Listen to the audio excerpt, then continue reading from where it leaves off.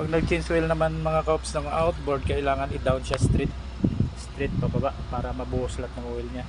O tingnan nyo, nag-change oil kami, pero yung mga helper namin, no, yan, mga trinidog mechanic namin nasa tabi. Yan, dami niyang anak. Ayan, overtime is na. Sige daw, luwagan mo daw. Tingnan ko yung palanggana. Again mga kaops, linggo ngayon, wala kaming time in. Nandito kami para paglingkuran kayo. Uy. Yan na mga kaops, ito na yung engine oil nya. Tinatanggal niya yung trim flap mga kaops. Ano?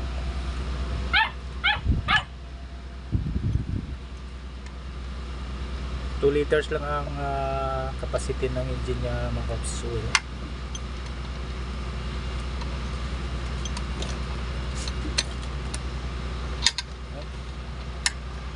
maluwag na siguro doon. Hindi. Oo, dami dito doon.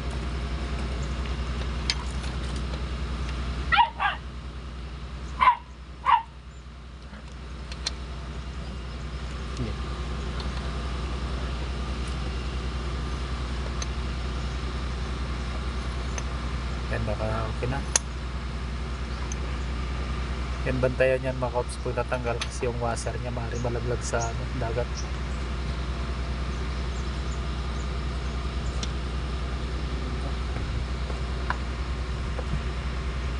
Ayan mga kaops yan. Washer nya doon ala. Yan siya mga kaops. Yan ang washer nya, delikado malaglag. Yan, 2 litro.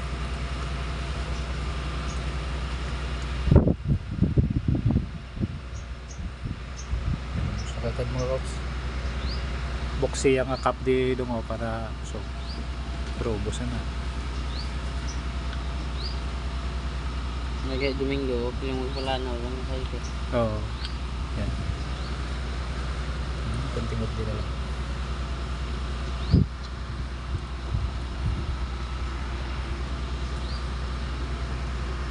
Serbisyo publiko to mga kaops kasi linggo. Pero masaya na kami pag nakapagtrabaho kami kaops. Kasi minsan pag oras ng trabaho 8 hours, minsan naman kasi kakape tayo, dito lang tayo babawi para ano naman.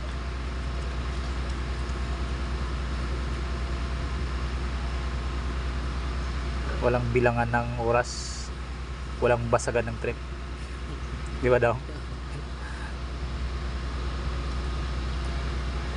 Kailangan tiisin mga kaops kasi marami tayong load. Huwag mo isipin ng pagod, isipin mo yung load. To be continue.